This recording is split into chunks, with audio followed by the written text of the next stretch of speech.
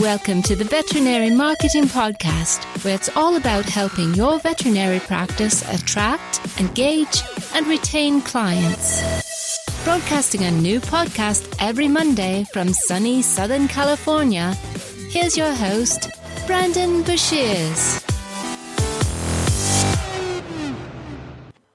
Hey there, everybody. Welcome to episode number 194 of the Veterinary Marketing Podcast. I hope you're having a wonderful day. In today's episode, we have a special guest. It is Cheyanne Flerx from the Hashwag. She's got a bunch of really great info regarding social media for your veterinary practice, creating marketing plans for your veterinary practice, creating content plans for your veterinary practice. It's packed full of really actionable, solid information. So I think that you're going to really love it. Be sure to listen all the way through. Before we begin, I want to mention just a couple things. First, if you haven't done so already, be sure to subscribe in iTunes, Google Play, Spotify, wherever you get your podcast from. And that way you won't miss an episode. Second, I want to make sure that you are a part of the Veterinary Marketing Nerds Facebook group. Go to facebook.com/groups/the Veterinary Marketing Nerds. Be sure to request to join. It's completely free. There's tons of extremely smart people. If you want to help other people, or if you want to get help on ideas, whatever it is that you're doing, be sure to head on over to the Facebook group, the Veterinary Marketing Nerds. All right, so we're going to jump in today. Extremely excited to have Cheyanne on the podcast. I've been seeing just her content, her posting so frequently. She's been in the veterinary marketing space and around for a long time. So it's been a long time coming having her being on the podcast, and it's awesome to see what she's doing. I think the thing that I really like about her perspective on marketing is that she's worked in a practice, which is so valuable. I do marketing, right? But I've never worked in a practice. So especially with these planners, it's so cool because she has the insight that I think is very valuable in terms of what is going to actually get done. What's it going to take to get this stuff done? And how can we make it so that we meet our goals when it comes to different procedures or different types of clients and things like that. So it's a very, very helpful interview here. We jump into it right away, so I hope that you enjoy it. And without further ado, here's Cheyanne Flerx from the Hashwag. All right. So on this episode of the podcast, we have Cheyanne Flerx. Hi, Cheyanne. Thank you so much for joining us on the podcast today. Thank you. It's a pleasure being here.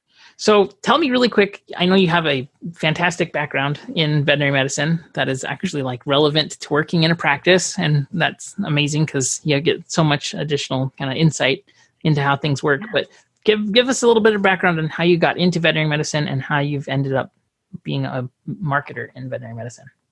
Yeah, definitely. Thank you for having me. So I first entered the veterinary field back in high school when I was first hired as a veterinary assistant. At that point, I didn't really have a whole bunch of experience, but I worked with animals through 4-H and through dog showing. So I knew I was passionate about animals in that respect. So as soon as I was hired, they saw that I was a millennial. So they were like, oh, cool, millennial. You want to take care of our Facebook page for us? It needs some refreshing. Okay, sure, no problem. So I took off with that. I really wanted to do a good job and impress them. And so I did my research and was looking for tools to help me with my marketing and veterinary medicine. And I stumbled upon your podcast. And I also found Daniel Lampert through Snout School. And those resources really changed my life and grew my passion. And now today I'm managing social media for multiple veterinary brands and doing a lot of great work with Snout School and with my new brands that I'm working on. That is amazing and very, very cool. So that's super, super awesome. I got to say too that Danielle was awesome because she was the first guest I ever had on the podcast because I was nervous that nobody was listening. And I said, can you be a guest on the podcast? And she was kind enough to like jump on before anybody was actually listening to it. So I appreciate Danielle as well, for sure. Yes. Definitely. So you've obviously have like a degree in marketing because you're a millennial, which is awesome. So hopefully I'm just kidding about that. But let's talk about, I think for most practices and most social media managers for practices, which is definitely something that's kind of creeping up and creeping into most practices. What do you think is a kind of the best way for a practice manager, not necessarily practice manager, but somebody that is in a practice and has a role of working in a practice, but then is also doing marketing.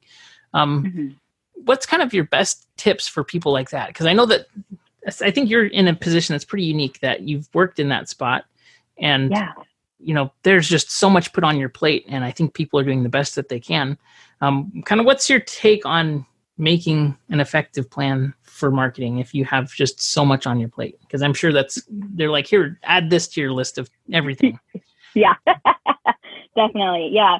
When I was the marketing manager for my clinic at the time, I definitely juggled a lot of hats and can really appreciate what a practice manager does. I mean, what I did was only a small portion of what my practice manager did. And I got to see everything that she did. And kudos to anyone who manages a practice. You have all my respect. But definitely, I say coming up with an overall plan, coming up with a goal for your marketing will really help narrow down on what you want to focus on, because there's so much you can ideally focus on to market your brand and your practice that you can get really overwhelmed with everything that's out there. So definitely create a goal for your marketing, whether that's to short-term get more clients over a period of time, or you want to focus on a larger goal of really fostering a certain type of client. So really define on who you are and where you want to go. After that, I say come up with a realistic plan on how you want to execute your goals.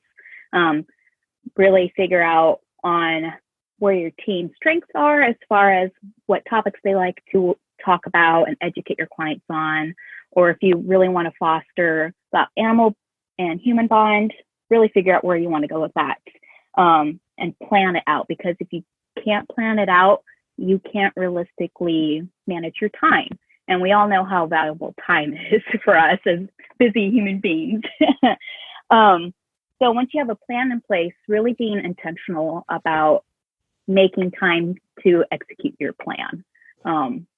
So what it all boils down to is have a vision and make sure that you follow through and execute it. That's really the crux of it, I think. I think that's really, really good advice. And I do think too, if you actually plan it out, you're likely to get it done. Otherwise, you're just going to, try to figure it out as you go, which is, you just don't typically get as good of results because you don't have an end goal in mind. And building out campaigns that generate ROI, whether it's organically or through paid traffic or, different mediums, you have to have that end goal in mind. And so that's definitely a really good spot to start with. So definitely. Let's say though that somebody's trying to build out a plan and they're not necessarily sure, like you mentioned, there's a million things. If you've gone to any conference, like you probably come back with 10 or 12 ideas that are like, I have to implement this right away. And it sounds so, but what is kind of your strategies or suggestions for people that are trying to cut through all of that, like shiny objects that are out there? Because I know that there's like a million things you could do for sure. Definitely. I say it boils down to figuring out the top 3 things that you are more likely to achieve or likely to accomplish in the next 30 days or within a short time span. So say that you come back from a conference and you got this really good tip on how to boost your vaccine compliance. Okay, and they gave you 50 tips. That's a lot, but I mean, we come up with a few ideas on how to do that. Focus on 3. I mean, take one of those for 1 week, focus on that. And then the second week, focus on that next idea. Just really break it up into bite-sized pieces and focus on doing that one thing really well. And then you can move on to the next thing once you feel like you're comfortable with that and have mastered it. That's I think, really, really solid idea. Let's talk kind of along that same line. I mean, there's just so many different placements and things with social. What are your favorite spots right now on social for practices? Where do you think people absolutely have to be? And I know we just talked about, all the shiny objects out there, but what are the places that they have to be if they're a veterinary practice right now? Yeah, definitely. So I would say Facebook is a must.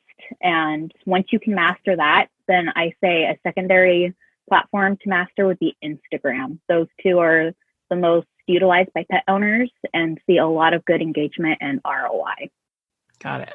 And I think with that, do you suggest, and I guess, what are your kind of primary go-tos for building out engagement? Like, I know that a lot of times practices will just try to push out content that is like, shouting at an audience kind of at scale. And that's kind of what they post for.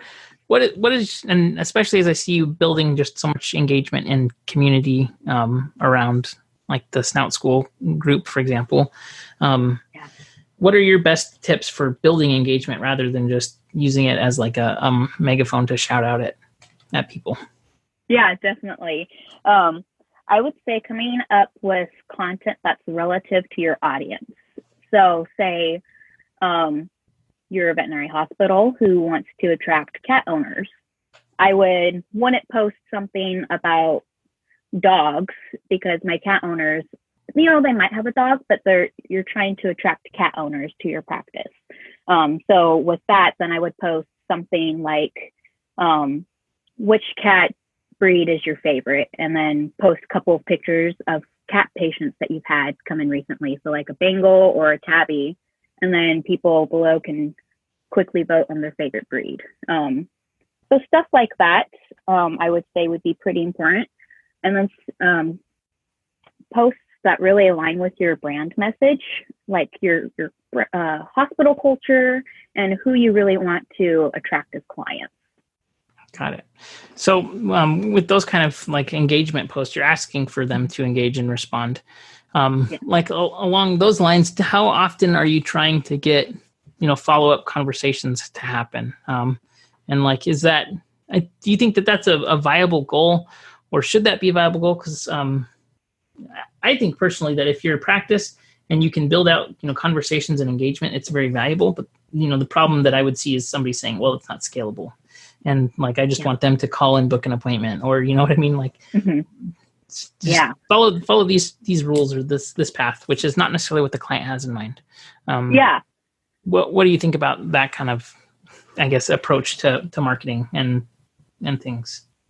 Yeah, definitely. I think with the way that social media is operating nowadays, it's important to keep in mind that you're on the platform to be social with your clients.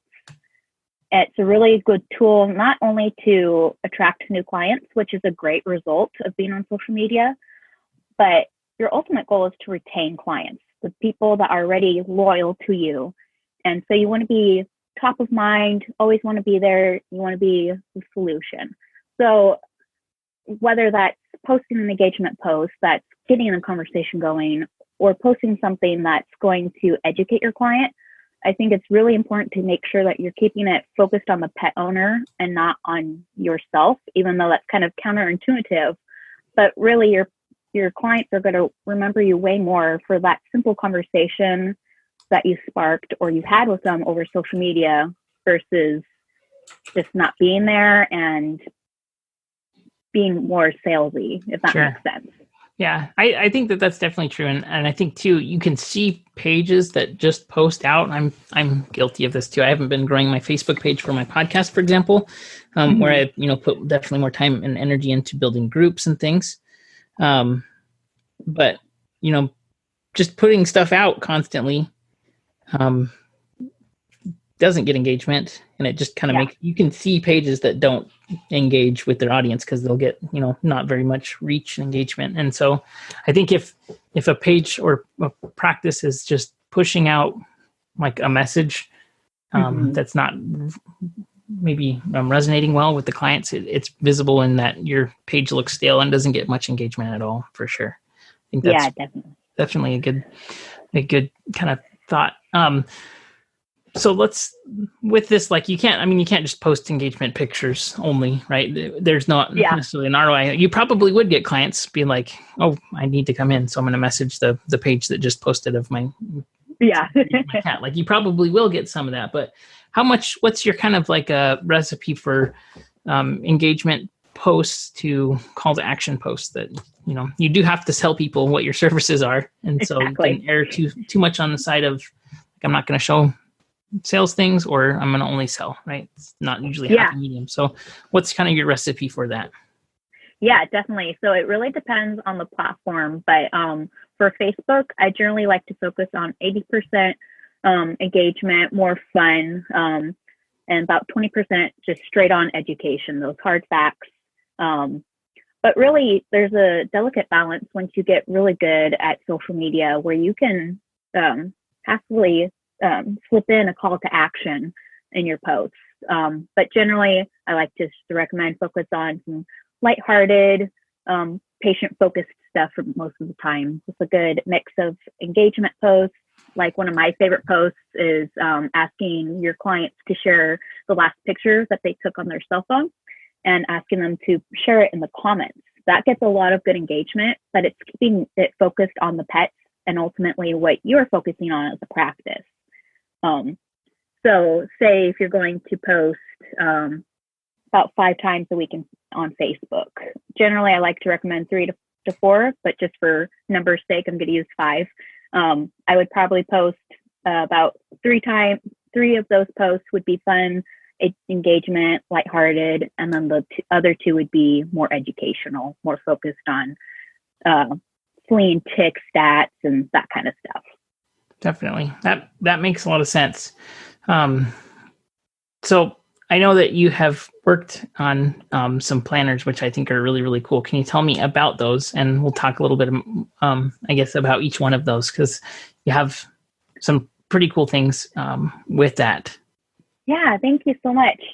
Yeah, so Danielle and I created these wonderful planners that I put a lot of love into them because I'm very passionate about making sure veterinary hospitals in particular are very intentional and have a plan with their marketing, because I know how busy everyone is. I worked on the floor as a veterinary assistant and managed the marketing for a few years, so I get it. And I really wanted to help save time for everyone, but be intentional. So these planners they're set up for a full month, so 4 weeks. They have content ideas. So they have social media for Facebook and Instagram for each week. They have push notification templates, and they also have email marketing templates and prompts. They also have a spot where you can set up your goals, write it out, figure out who's going to be assigned to do what part of the plan, and really just take your idea, put it on paper, and make it happen. And with the end goal of mine, helping you get more ROI and more business in the end. Definitely. Well, I think these are so cool because, number one, you've worked in a practice. And so like the different things that you can like have insight into as far as how to get this done and how to actually implement it in a way that's going to be meaningful is really, really cool. Because like if I made it, I would have no idea because I've never worked in a practice, right? So I'd be like, I guess this will hopefully work. Yeah. So I think that's really cool. And then number 2, I like that these are very segmented in terms of what service they're prompting more visits for, which is going to help you to track your marketing better. Because that's like there's a quote from like 1912 that's my favorite marketing quote, or I think it's actually 1857. It says, half my ad spend is wasted and half is really profitable, but I can't remember. I don't know which one is profitable and which one's a waste of money. And it's like from the 1800s, and it's a real quote. And so this is like the problem that's plagued marketers forever. And I know this is the question, but if you have a plan that's like, okay, we're going to do heartworm prevention this month, and you notice, okay, we have a 12% increase in heartworm sales. Is it like magic? No, it's probably not magic. It's probably that heartworm prevention stuff you've been putting out, or your laser therapy and acupuncture clients. Yeah. So very, very cool that these are so specific, because then you can track and see which services are doing better in each month too. So definitely. Like I was just looking at a list of it. You have cat visits, you have laser therapy, more clients, you have boarding clients. These are all individual plans. Dentals, fun pet photo contest. That's so cool. Heartworm prevention, spay and neuter, laser therapy, like amazing flea and tick prevention. So very, very cool that I like that they're segmented and individual. So are they more of like a framework? Because I haven't I don't have a practice, so I haven't bought this yet. If I had a practice, I would buy it and use it. Um, so are they like a framework that you then just like plug in, and it's like a formula that you say, okay, on this date we have a post about this topic, so I'm going to get a picture here. Like, how does it work exactly? Yeah, so it all starts out with helping guide you on creating a SMART goal. And that's a specific framework of creating a goal that helps you be smart with creating your goal. Something that's realistic, something that has a time frame for you to visualize and complete your goal in. Then it goes into helping you find out exactly what you want to focus on. So even though they are very focused, every practice is different and they're going to have different needs. So we left plenty of space for you to just kind of brainstorm and figure out what you want. And then we have a proposed schedule with social media prompts that they give you an idea of what your post could be like. It comes with tips on how to create the graphic and then what you could say in the caption for that post. So basically, I've done the hard work of coming up with the idea of the post. All you have to do is create it and schedule it. Then after that, we have spot for you to write out who's going to do what job. So we've really just broken it down to each part of the planning process and put it in one spot for you to refer to often and share it with your team. It's very cool. Very cool. So it basically makes it implementable, like in the easiest format possible. Because otherwise, if you leave stuff to like, well, what should we make or what should we say or all kinds of things, it's difficult. I think too, though, it's really smart because you know what works and what gets engagement. Like you mentioned, what's the last picture of your pet, or with just emojis, try and see if you can say how many pets you have, or like there's formulas of this that just is crazy for engagement that gets people commenting. It's something about psychology that is driving people to do this because it works every single time that you do it, which is interesting. So I think that's really, really smart. So I know that it definitely varies for time of year and like your specific market, but having an individual plan for each one of these kind of different promotional things that you want to be running. I mean, I guess one question that I have for you is how many would you suggest people rotate through? Because I know that like maybe they rotate through 3 or 4, or do you think they should do a new promotion every single month, or kind of what's your take on that? Yeah, I would definitely say it all goes back to your overall marketing goals. I mean, for a brand new practice that's trying to get new clients, definitely want to mix up the flavor every couple months, kind of really see what your strategy is, and really base it off that. But for a practice that's well established and is struggling to keep up with the demand of appointments, it might be more it would probably be wiser if you would focus on stuff that focuses on compliance for like parasite prevention and laser therapy. Yeah. That definitely makes a lot of sense. Very cool. Well, where's the best place to get this from, and how do people find out more about you? Because I know that you definitely are doing more kind of work as well with certain clients too on top of that. So how do people find out more about you, and where should they go to follow you, and how do they get these planners? Because I totally suggest that people go out and get these planners because they'll save you so much time and help you to generate more revenue. Yeah, thank you so much. So you can find me anywhere on Facebook or Instagram at #. That's HASHWAG. Or you can email me at Cheyanne at #marketing.com. And you can find the planners on snoutschool.com/store. Very cool. I'll be sure to link to that too in the podcast notes here. So if you're listening, you click on the notes, the links will be there as well. And I really, really appreciate your time here, and also all the great stuff that you're doing inside of the Snout School group. You're just giving so much value there in content and stuff. So appreciate all that good stuff that you're putting out, and looking forward to seeing more about the #WAG stuff that's coming out. So be sure to follow that as well. And we'll see you hopefully on another podcast episode sometime in the future. Yes, I would love it. Awesome. Thank you. Thank you. Listen, I hope that you enjoyed this episode. If you ever have any questions, comments, you need help with anything, please don't hesitate to reach out. Again, the best spot to do that is in the Veterinary Marketing Nerds Facebook group. And so if you ever need any help, that's the best place to go. Thanks for listening, and I'll see you on next week's episode. Have a good one, everybody. Bye.